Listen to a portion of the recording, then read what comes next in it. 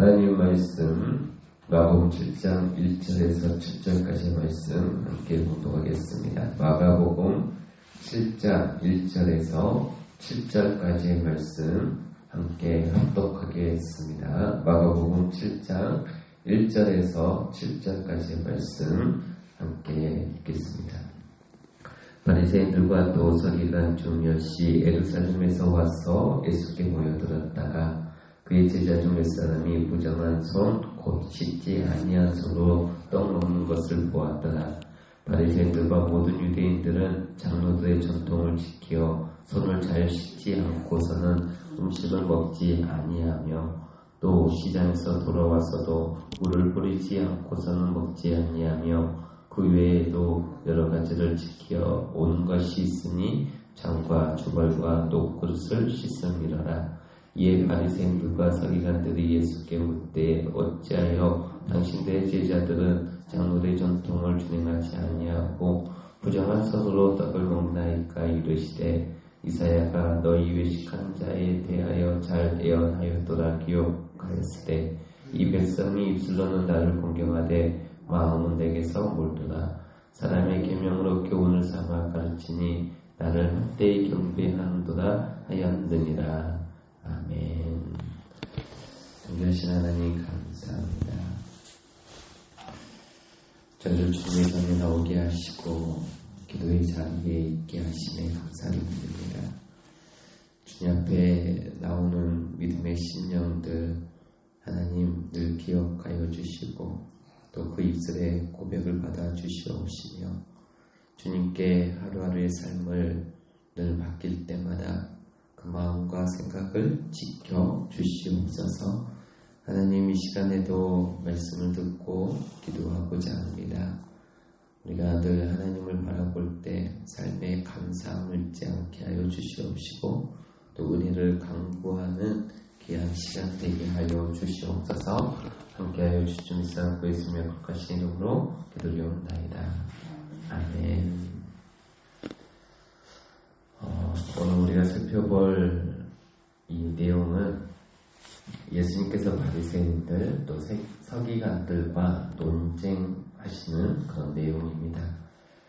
당시 예수님의 인기가 치솟고 또 유대 종교자들의 그런 외식된 형식주의를 책망하셨기 때문에 유대 종교 지도자들은 예수님의 언행 가운데서 잘못된 것을 또 찾고자 혈안이 되어 있었던 것이죠.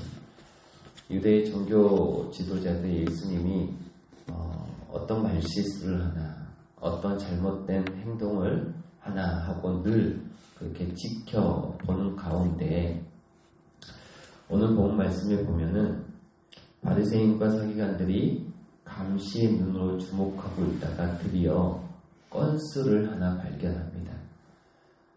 예수님의 제자들이 음식을 먹을 때 손을 안 씻고 먹은 거예요. 그래서 그것을 트집 잡아 율법을 범하였다라고 시비를 거는 모습이 나옵니다. 오늘 본문 5절 말씀에 보시면 이에 바리새인들과 서기관들이 예수께 묻되 어찌하여 당신의 제자들은 장로들의 전통을 준행하지 아니하고 부정한 손으로 떡을 먹나이까? 여기서 말하는 부정한 손이 씻지 않은 손인데요. 씻지 않고 어떻게 떡을 먹을 수 있습니까? 이렇게 묻는 거죠. 이제 모든 행동에는 목적과 취지가 있고 이유가 있는데요. 당시에는 어떤 도구를 이용해서 음식을 먹었던 시대가 아니었기 때문에 손을 이용해서 먹었기 때문에 이제 손을 씻지 않고 먹고 있는 이 모습에 대해서 이제 이 종교 지도자들이 어떤 질문을 하게 된 것입니다. 이 질문이 계기가 되어 이제 예수님께서 이들과 정결 규례에 관한 논쟁을 이제 하시는 내용이 뒤에 이어지는데요. 예수님께서 이들의 잘못을 지적하시면서 가르치고자 하셨던 내용을 우리가 좀 살펴보도록 하겠습니다. 예수님이 지적하셨던 것은 잘못된 신앙과 삶의 기준이었습니다. 잘못된 삶의 기준, 잘못된 신앙의 기준. 당시 유대인들의 신앙과 삶의 기준은 하나님의 말씀이 아닌 사람의 가르침이었습니다.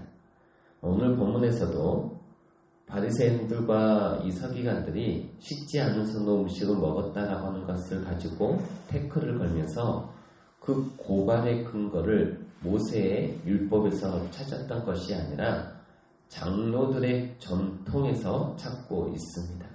말씀에서 지적한 게 아니라 장로들의 전통에서 찾고 있는데 5절 말씀을 다시 보시면 이에 바리새인들과 서기관들이 예수께 묻되 어찌하여 당신의 제자들은 장로들의 전통을 준행하지 아니하고 부정한 손으로 떡을 먹나이까? 하나님의 율법을 준행하지 아니하고가 아니라 장로들의 전통을 왜 지키지 않느냐라고 말하는 거죠. 장로들의 전통을 장로들의 유전이라고도 합니다. 그래서 이 장로들의 유전은 유대인들의 조상들이 모세율법을 해설하거나 그것을 삶 가운데 구체적으로 적용하기 위해 추가적으로 만들어낸 율법들이죠. 그러니까 사람이 만들어낸 율법인 거죠. 그 하나님의 율법을 지키기 위해서 구체적으로 삶에 적용하기 위해서 만드는 율법들이 구전으로 입에서 입을 통해 전해 내려온 것이 장로들의 유전이었습니다. 예를 들자면 이런 거죠. 모세율법 보면 제사장들의 정결 규례가 나옵니다. 제사장들이 제사를 주관하기 위해서 반드시 손을 씻죠. 그런데 이 손을 씻는 행위는 단순히 육체적인 정결만을 위한 행동이 아니라 거룩한 마음으로 하나님 앞에 나아간다라고 하는 영적인 정결함의 의미를 담고 있는 상징적인 행동이었습니다. 그런데 유대 장로들이 이런 제사장의 손 씻는 정결 규례를 자신들의 삶에 구체적으로 적용하는 과정에서 수많은 율법들을 만들어낸 거죠. 물론 좋은 취지에서 만들어낸 겁니다.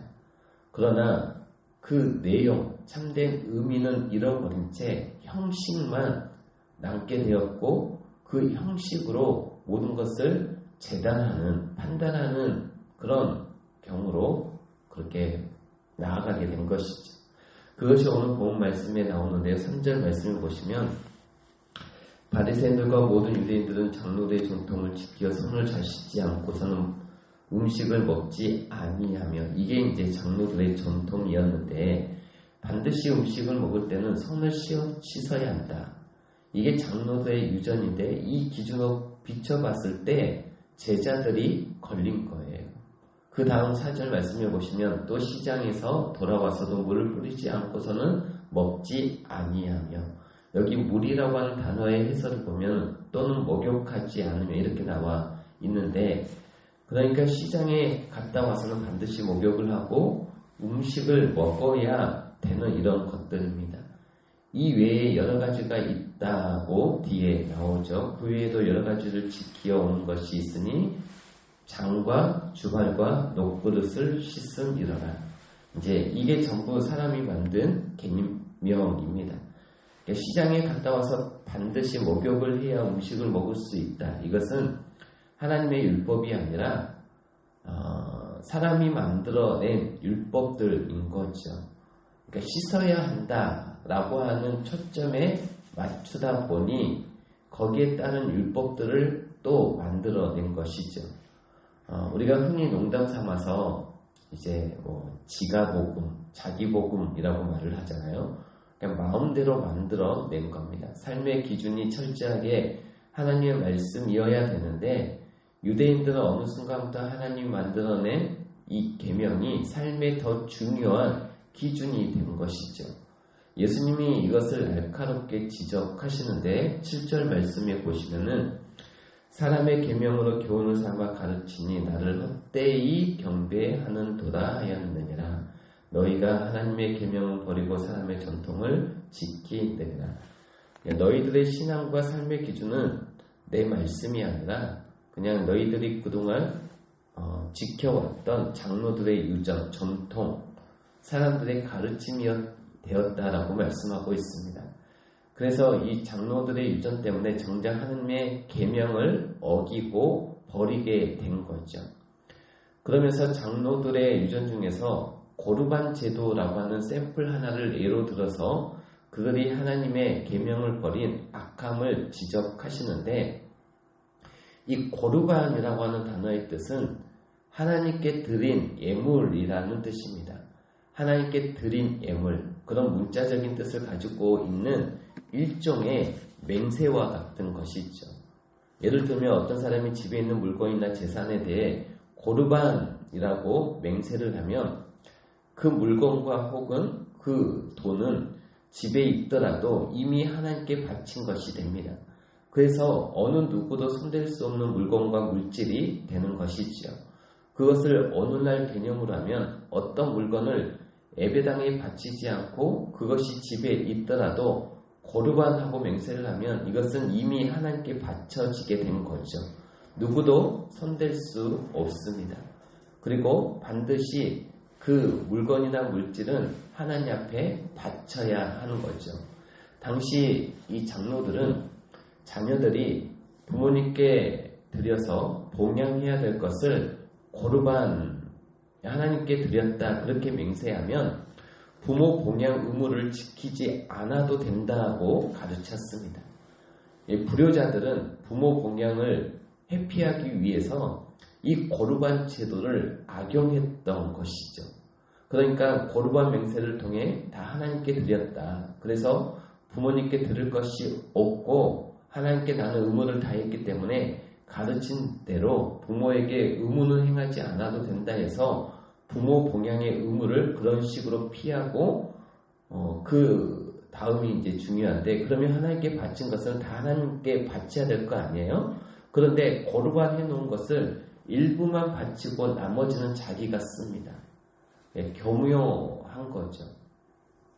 그러니까 이렇게 해서 결국은 내 부모를 공경하라고 하는 하나님의 계명을 어긴 것입니다. 사람의 계명을 가지고 하나님의 계명을 어긴 거죠.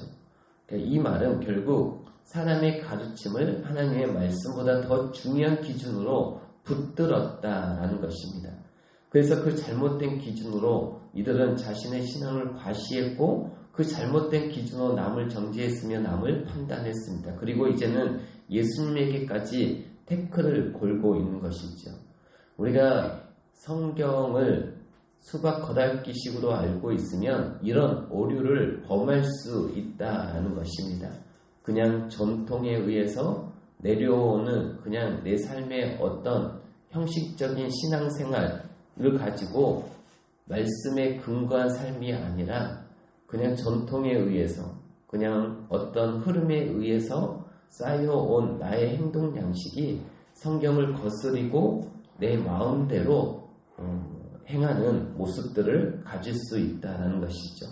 오늘날 우리들도 이런 실수를 얼마든지 범할 수 있습니다. 그 예들이 굉장히 많은데요.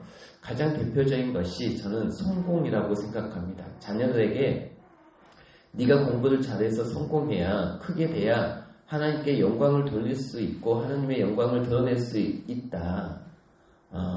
저는 주일학교 때 실제 이런 말을 많이 듣고 자랐습니다.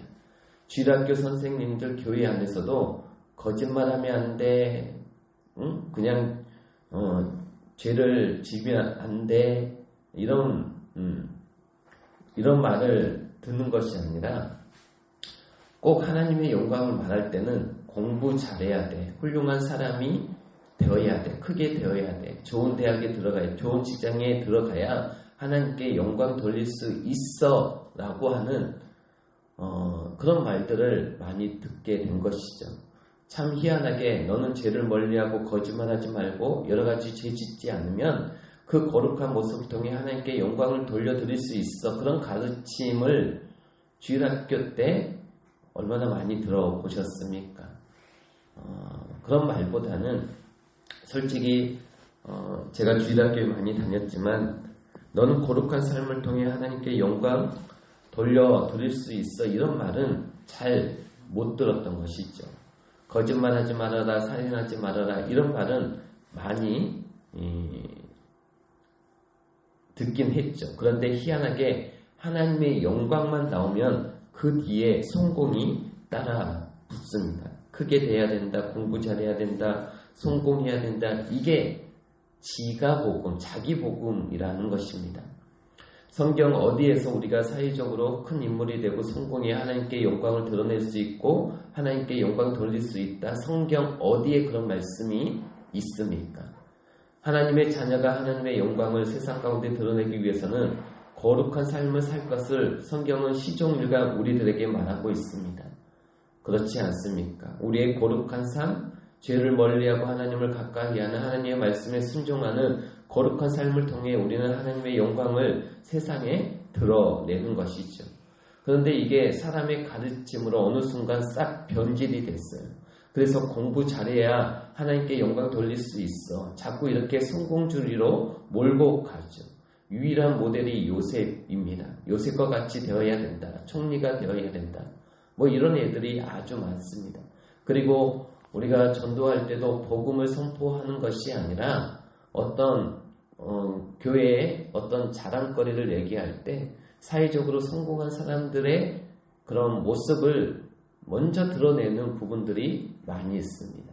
복음을 전도할 때 복음을 말씀하고 예수 그리스도를 선포해야 하죠. 그게 하나님께서 우리 가운데 전도의 내용인 것입니다. 이런 애들이 아주 참 많이 있죠. 하나님의 말씀도 아닌 사람의 가르침을 신앙과 삶의 기준으로 삼아놓고 그것으로 자기 인생을 평가하고 다른 사람도 평가하고 자식들에게도 가르치고, 그게 바리새인과 서기관들이 했던 그런 모습이거든요. 저는 저와 여러분이 오늘 기도할 때도 하나님, 혹시 제가 그렇게 실수하고 잘못하고 있는 것들이 있다면 하나님의 진리의 말씀도 아닌데 마치 그것이 내 삶에서 가장 중요한 기준인 것처럼 붙잡고 있는 그런 잘못된 것들이 있다면 제가 깨달아 알 수 있게 도와주시고 회개할 수 있게 도와주시고 제 삶의 유일한 기준 하나님의 말씀이 될 수 있도록 은혜를 베풀어 주십시오. 하나님, 내가 하나님의 말씀을 명확하게 정확하게 잘 깨닫고 알아서 하나님의 우리 가운데 말씀하시고자 하는 그 의미와 의도를 잘 깨달아 그 말씀 가운데 순종하며 살아갈 수 있도록 하나님이 인도해 달라고, 또 그런 삶을 살아갈 수 있기를 주 이름으로 축복합니다.